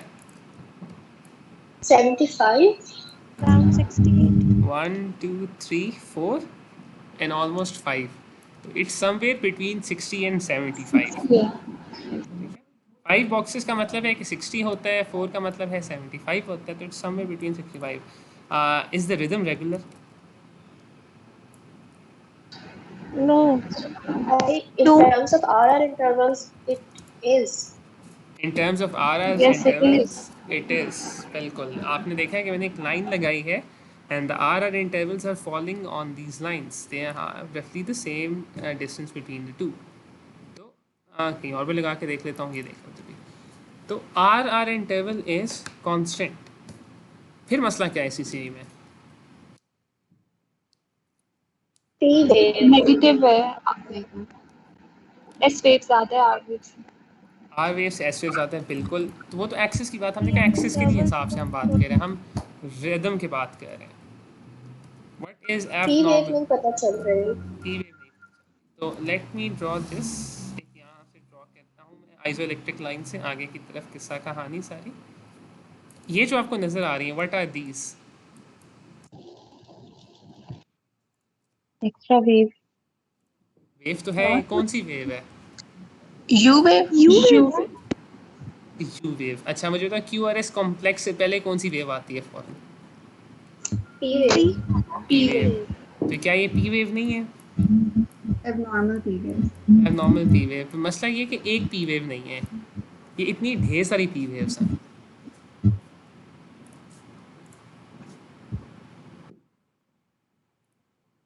ठीक है, so all of these are P waves. फिर अभी आप हमारी पहले वाली तो T नहीं होगी. टी होगी, बिल्कुल टी हो एक सकती ही है है. और बीच में दूसरी भी है. नॉर्मल QRS प्रोसेस में होना ऐसे ही होना चाहिए. यू आर बिल्कुल, यू आर एब्सोल्युटली राइट, ऐसे ही होना चाहिए. तो इनमें से एक टी हो सकती है. चलो हम इसको टी कंसिडर कर लेते हैं. है भी इसमें ना, ये टी है, ये एक टी है, लेकिन ये दो क्या है फिर? दो P wave.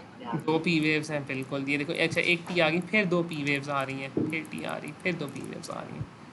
What is happening over here? Atrial flutter. Atrial flutter.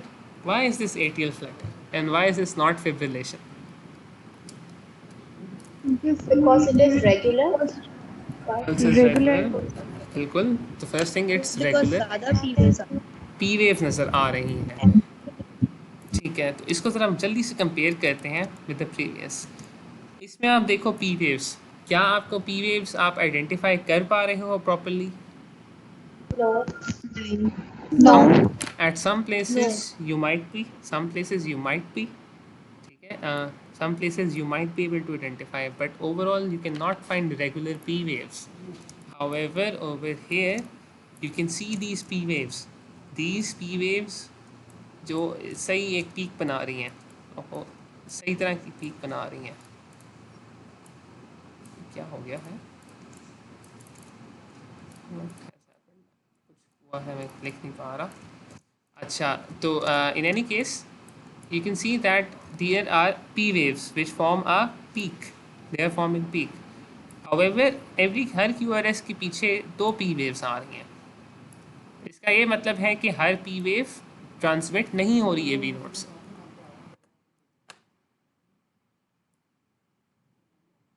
इस पेशेंट को क्या है,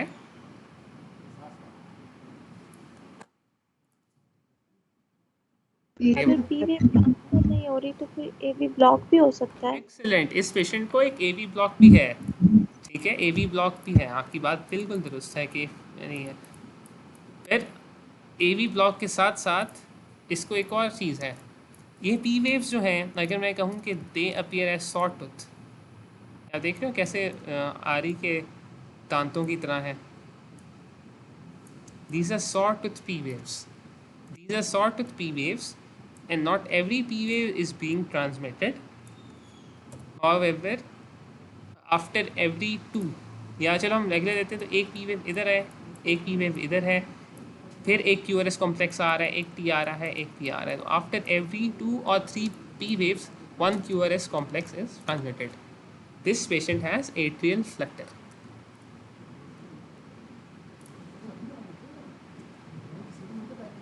ठीक है, एट्रियल फ्लटर में जो सबसे इम्पॉर्टेंट चीज़ है, जिस तरह फिब्रिलेशन में थी कि दे आर फिब्रिलेटरी वेव्स, मतलब वो पी वेव ऐसी हैं कि आपको समझ नहीं आ रहा। Atrial Flutter will have these saw tooth P waves, और एट्रियल रेट इतना ज़्यादा हो जाता है कि एवी नोड जो है वो हर पी वेव को आगे ट्रांसमिट नहीं कर पाता।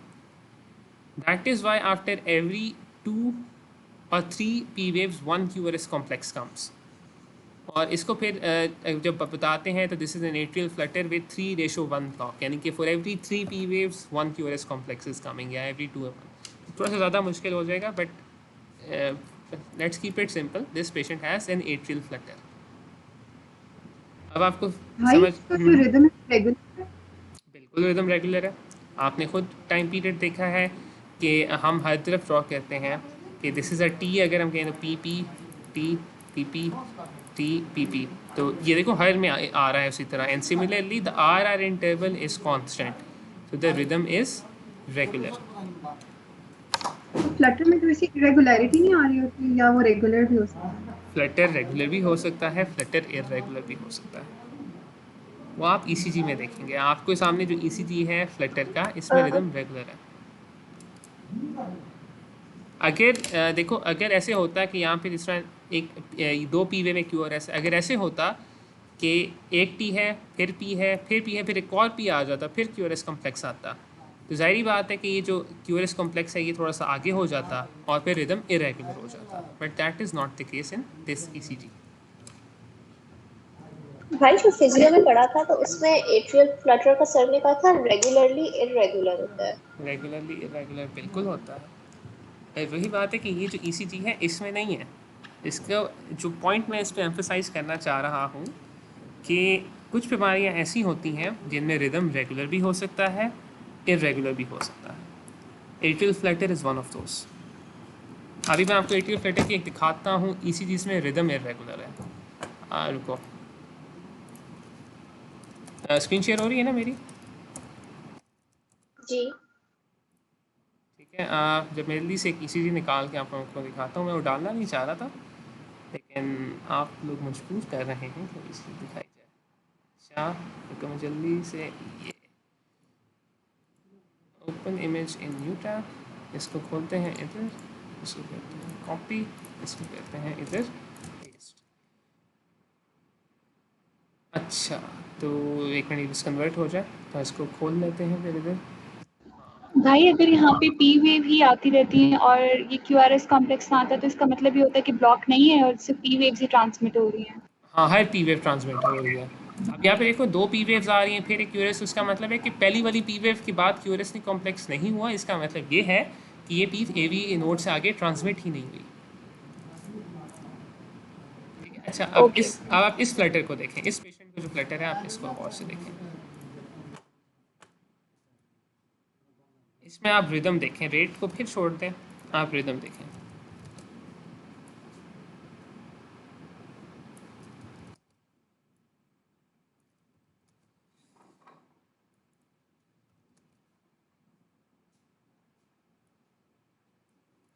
अब आप मुझे खुद बताएं कि क्या इसमें आर आर इंटरवल, तो चलो दूसरी तरह बात करते हैं इस QRS कॉम्प्लेक्स में।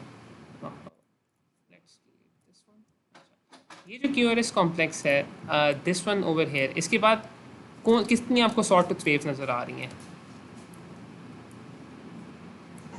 2 सॉर्ट। तो एक की वेव सॉ टूथ है, एक की सॉ टूथ है। इसके अगले उसके अगले के बाद कितनी आ रही हैं? एक टी वेव। इसमें टी वेव होती है, but T wave is hidden in this case. ये दोनों पी वेव्स हैं बिल्कुल एक जैसी। टी वेव जो है ना उनके दरमियान नीचे छुप गई है, ठीक है। तो इसमें इसमें कितनी है इस वाले टाइम पीरियड में?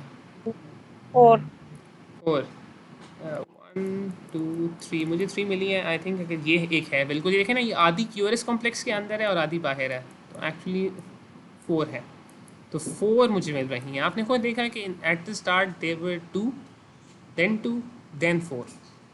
तो क्या इस पेशेंट में रिदम रेगुलर होगा? इरेगुलर होगा। तो this is a patient with atrial Flutter who has irregular rhythm. ठीक हो गया। तो आपने अभी 2 फ्लटर की ECGs देखी हैं और दोनों में, एक में रिदम रेगुलर था, एक में रिदम इरेगुलर था। फ्लटर डायग्नोस करने के लिए आपने देखना है कि रिदम तो ठीक है। These saw tooth ECGs, saw tooth P waves, these are important in the diagnosis of atrial flutter। ठीक हो गया। और इन दोनों को आपका डिफरेंस पता होना चाहिए from the waves of atrial fibrillation.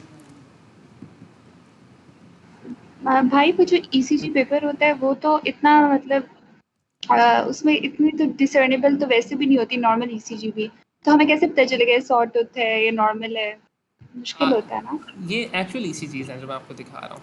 ये थोड़ी सी हाई क्वालिटी है, मतलब अच्छी मशीन से निकाले गई हैं, but these are actual ECGs, patients की एक्चुअल ECGs हैं। जी है तो, लेकिन मतलब सॉ टूथ का मैं कह रही हूँ कि वो उसको किस तरह से हम डिफरेंशिएट करेंगे? सॉ टूथ का देखो, सॉ टूथ डिफ्रेंशिएशन है कि नॉर्मल पी वेव ऐसी होती है ना, या ऐसी होगी? सॉ टूथ ऐसी होती है, मतलब एक पॉइंटेड इसका एंड आएगा इस तरह और थोड़ी सी रेज्ड होगी। जब आप ECG देखोगे मतलब बिल्कुल ऐसा ही नजर आएगा जिस तरह ECG जो है एक्चुअल पेशेंट की वार्ड में ECG जो अगर फ्लटर है तो ऐसी ही होगी, बिल्कुल ऐसी होगी। मतलब ये आप भाई ये यू वेव नहीं हो सकती, मतलब यू वेव लग नहीं सकती हमें? यू वेव, अच्छा यू वेव जो है ना वो होता है कि टी के बाद एक वेव नज़र आए। जब पेशेंट को इतना टैकीकार्डिया हो ना, तो अमूमन ये होता है कि कुछ वेव्स QRS कॉम्प्लेक्स में या P वेव के नीचे छुप जाती हैं। तो इस पेशेंट को हालांकि टैकीकार्डिया नहीं है, इसका रिदम नॉर्मल है। देन अगेन हमने एक वेव हमें डिफरेंट नज़र आई थी, हम रिदम स्ट्रिप से ऊपर आ जाते हैं। देखो रिदम स्ट्रिप में कभी कभी ऐसे होता है कि कुछ वेव्स जो है ना वो एक जैसी लगती हैं, जिस तरह आप ये पहली 3 एक जैसी लग रही हैं। तो हम क्या कहते हैं, हम डिफरेंट लीड्स में देखते हैं कि इनकी क्या प्रेजेंटेशन है।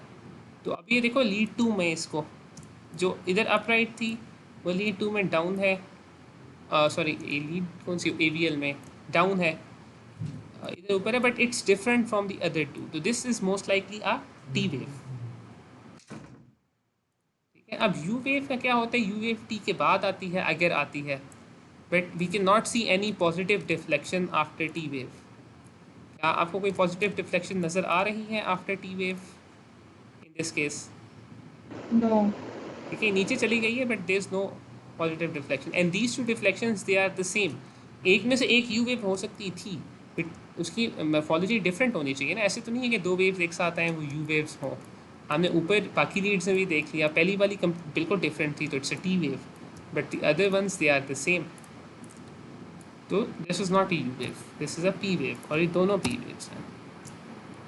U वेव जो है ना वो थोड़ी सी डिफरेंट आती है, और इन तरह के पेशेंट्स में क्योंकि P वेव देखो बार बार आ रही है, तो अगर कोई एक्स्ट्रा वेव भी है ना, it hides under the QRS complex और द P वेव। ठीक। ठीक है। तो ये थोड़ा सा मुश्किल मतलब कॉन्सेप्ट है। आप इसी चीज़ देखो, मैं आपको कोशिश करूँगा नेक्स्ट टाइम भी ऐसी इसी चीज़ दिखाऊँ जिनमें U वेव्स वगैरह हों। तो आपको थोड़ा सा उससे बेहतर एक तरह से अंदाज़ा हो जाएगा कैसे अगर एक ECG में बहुत ज़्यादा वेव्स आएँ तो नॉर्मल वेव्स जो है ना वो हाइड हो जाती हैं। तो टाइम हो रहा है 5:07। अगर आप कहते हैं तो आज इधर ही ख़त्म करते हैं इन्हीं ECGs के साथ। कुछ टैकीकार्डिया की ECGs हैं जो मैंने और रखी हुई। हमने वेंकी बैक देख लिया। These are some of the tachycardias जो मैं आप लोगों से डिस्कस करना चाह रहा था। टाइम ज़्यादा लग जाएगा, इसको हम फिर इंशाल्लाह नेक्स्ट टाइम करते हैं। क्या ख्याल है? या अभी कर लिए? जी भाई नेक्स्ट टाइम। जी भाई ठीक है, नेक्स्ट टाइम कर लेते हैं। चलो जल्दी से जाते जाते आप लोग इस ECG को देखो, इस वाली को। यस, और इंटरवल्स के लिहाज से रेट रिदम एक्सिस आप लोग छोड़ दें। इंटरवल्स के लिहाज से आप बताएं कि इस पेशेंट में कौन सा इंटरवल एब्नॉर्मल है? पीआर इंटरवल स्मॉल है। इसमें क्या एक्स्ट्रा वेव आपको मिल रही है? Delta wave. Delta wave. तो look at the delta wave. Delta wave अगर आपको MCQ में आए या आपको ECG में मिले तो आप क्या सस्पेक्ट करेंगे? Double Parkinson White. So this is an ECG, a resting ECG of a patient who has Wolff Parkinson's White syndrome. ठीक है। और भाई डेल्टा वेव और शॉर्टेंड पीआर इंटरवल ये दोनों को एग्जिस्ट करेंगे ना? दोनों को एग्जिस्ट करेंगे। इस कंडीशन में दोनों को एग्जिस्ट करेंगे। हो सकता है कि किसी पेशेंट को ब्रॉड QRS कॉम्प्लेक्स हो। देखो ना, इस पेशेंट का QRS कॉम्प्लेक्स भी बल्कि अच्छा किया आपने मुझे डायरेक्टली याद करा दिया। इस पेशेंट के QRS कॉम्प्लेक्स को हम जरा देख लेते हैं, जल्दी से देख लेते हैं। ओवर हियर तो वाइडेंड है 1 2 3 4। नॉर्मली हमने क्या कहा था कि 3 के अंदर अंदर होना चाहिए। This patient has a broad QRS complex. इसका ये मतलब है कि कोई एक्स्ट्रा पाथवे जो नॉर्मली यूज़ नहीं होता उससे करंट ट्रैवल कर रहा है। ब्रॉड QRS कॉम्प्लेक्स और भी कंडीशंस में होता है, वो इंशाल्लाह हम नेक्स्ट टाइम डिस्कस करेंगे। लेकिन अगर आपको एक शॉर्ट एंड PR इंटरवल उसके साथ मिले तो इसका ये मतलब है कि AV नोड से पहले कहीं और से करंट पास कर रहा है और किसी ऐसे रास्ते से पास कर रहा है जो नॉर्मली कंडक्टिंग पाथवे का हिस्सा नहीं है। That is a pathway of the contractile muscle या मायोसाइट है। It's not a part of the conducting. हमें ये शॉर्ट एंड PR इंटरवल और ब्रॉड एंड QRS कॉम्प्लेक्स ये बता रहा है और हमें पता है कि ये चीज़ this is characteristic of Wolff Parkinson White, that there is conduction by an accessory pathway which bypasses the AV node, hence current reaches the ventricles earlier, and the pathway which is used for the bypass, it is not a normal pathway. It does not contain conductive elements, hence the time taken is greater, and that manifests on ECG as a widened QRS complex. ठीक हो गया? किसी ने कुछ पूछना हो आज के इन ECGs के बारे में, ये चीज़ ना क्लियर हो? हम इनको कहाँ से पढ़ें? ECG कहाँ से पढ़ें? थोड़ा सा मुश्किल सवाल है, लेकिन पता है ECGs की ECG ऐसी चीज़ है जो फाइनल ईयर में शायद आपको इतनी हेल्पफुल ना रहे। मतलब प्रॉफ में आती हैं चीज़ें, आपको लोकलाइज़ करना आना चाहिए, बिल्कुल आना चाहिए और बाकी सारे, लेकिन ये एक ऐसी चीज़ है जो एक्टिवली नहीं पढ़ाई जाती। लेकिन हाउस ऑफ में अगर आपको ना आती हो ना तो फिर आपके लिए मुसीबत बनती है। ECG अगर आपने पढ़नी है तो मैं आपको 2 रिसोर्सेज रिकमेंड करूँगा। कोशिश करें कि बेशक थोड़ा पढ़ें, ज़्यादा ना पढ़ें, आपके पास साल है, लेकिन ये जो कॉन्सेप्ट आज हमने डिस्कस किए ना, एक्सिस के, rate rhythm axis, intervals, rhythms, ये चीज़ें आपको आनी चाहिए और ये आहिस्ता आहिस्ता प्रैक्टिस आएंगी। तो 2 चीज़ें आप मैं रिकमेंड करूँगा जहाँ पे ECG अच्छी लिखी हुई है, जो मतलब मैं भी यूज़ करता हूँ, जैसे मैंने भी खुद सीखी है। एक तो ऑक्सफोर्ड हैंडबुक के अंदर अच्छी दी हुई है, अगर आपके पास वो है तो आप उसमें देखें, उसमें ECG का सेक्शन काफ़ी अच्छा लिखा हुआ है। तो ये कहाँ गया?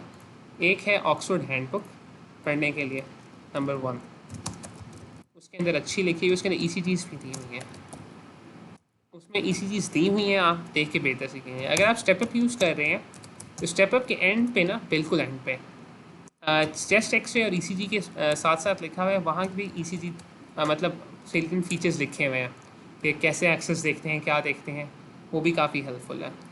ये ECGs, और जो सबसे हेल्पफुल मेरे लिए रहा था वो था, वेबसाइट है उसका नाम है life in the fast lane, litlf.com। अभी मैंने ECG जो निकाली है वो वहाँ से ही निकाली थी। This is life in the fast lane. ये इमरजेंसी मेडिसिन का एक ऑनलाइन साइट है, इस पर ECGs, एक्सरेज, इमरजेंसी ट्रीटमेंट सारा कुछ है। तो मैं ये कहता था कि ECG के ना केसेस हैं इस साइट पे दिए हुए, तो वो आप हर किसी आपकी अपनी मर्जी का, आप इतना शौक़ रखते हैं तो आप कर लें, वरना वो बहुत ज़्यादा, क्योंकि कॉम्प्लेक्स बातें हैं, इतनी प्रॉफ में भी नहीं शायद कोई आपसे पूछे। तो अगर आप करना चाहें अपनी लर्निंग के लिए तो आप यहाँ से भी कर सकते हैं। बेसिक मिनिमम मैं भाई आप बुक कौन सी फॉलो करते थे? किस चीज़ के लिए? मेडिसिन के लिए। अच्छा, मेडिसिन के लिए। मेडिसिन मैंने पढ़ी है कुमार एंड क्लार्क से। मेन चीज़ मैंने जो मेरी बुक थी ना, वो मेरी स्टेप अप थी। स्टेप अप पे मैं चीज़ें एनोटेट करता रहता था। कुमार एंड क्लार्क से मैंने पढ़ा है। कुमार एंड क्लार्क डिफरेंट है डेविडसन से, राइटिंग स्टाइल में, कंटेंट सेम है। तो आप डेविडसन पढ़ें, वो पढ़ें, एक ही बात है, कोई ऐसा फ़र्क नहीं है।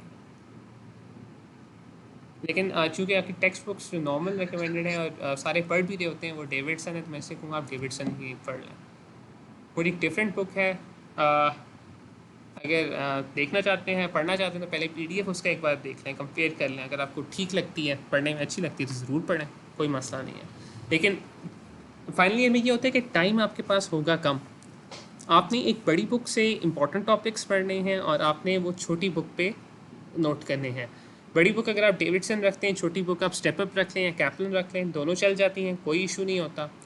दोनों में से आप कोई भी यूज़ कर लें। स्टेप अप में नॉलेज थोड़ा ज़्यादा है, मतलब थोड़ा नहीं ज़्यादा है कैप्लन के मुकाबले में, पॉइंट्स काफ़ी ज़्यादा दिए हुए हैं, तो मैंने इसलिए वो रखी थी। एंड पे आप वही पढ़ते हैं। सर्जरी भी ऐसे है, अगर आप डेली इन लव पढ़ते हैं तो डोकर आप साथ रखें, उसमें एनोटेट करते जाएँ, एंड पे आप छोटी बुक ही पढ़ेंगे क्योंकि टाइम इतना होता नहीं है। तो big book for concepts, small book for रटा एट द एंड।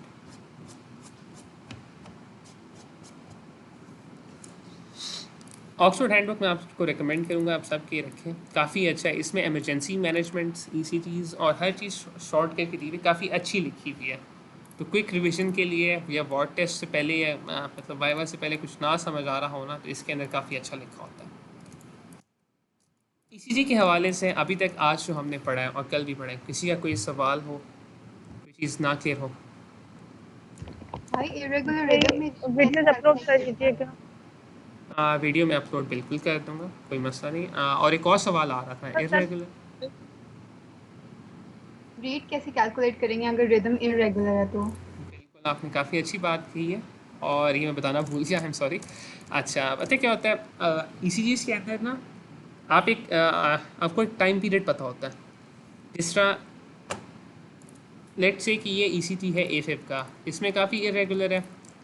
अब हमें पता है कि 1 large box is 0.2, 0.2, 0.4, 0.6, 0.8 and 1 second। तो यहाँ से स्टार्ट करेंगे तो 1, 2, 3, 4, 5 boxes will constitute what? 1 second। ये क्लियर है? ये तो समझ आ रही है ना? जी भाई। ठीक है, तो 5 सेकेंड। तो 1 2 3 4 5, इसी तरह आप 1 2 3 4 5, 1 2 3 4 5, 1 2 3 4 5, 1 2 3 4 5, 1 2 3 4 5, 3 4 5 6। आप 6 सेकेंड एक स्ट्रिप निकालते हैं और उसमें आप देखते हैं कि कितने आ रहे हैं, ये क्यों आर वेव्स आ रही हैं। 1 2 3 4 5 6 7, multiply that by 10। तो what is the heart rate in this patient? 70। This patient, इसका heart rate 70 है।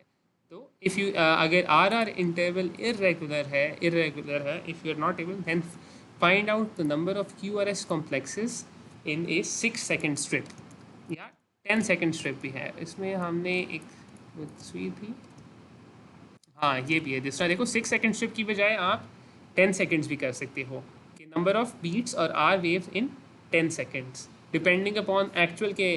जब आप ECG निकालते हो ना, तो कभी कभी ऐसे पॉसिबल नहीं होता कि पूरी 10 सेकेंड की ECG निकले, लेकिन 6 सेकेंड की निकल आती है। तो कि 6 सेकेंड की है, यू मल्टीप्लाई दैट बाई 10 अगर 10 सेकेंड की है you multiply by that bye 6 और आप देखते हैं कि उस टाइम ड्यूरेशन में कितने आर वेव्स आ रहे हैं।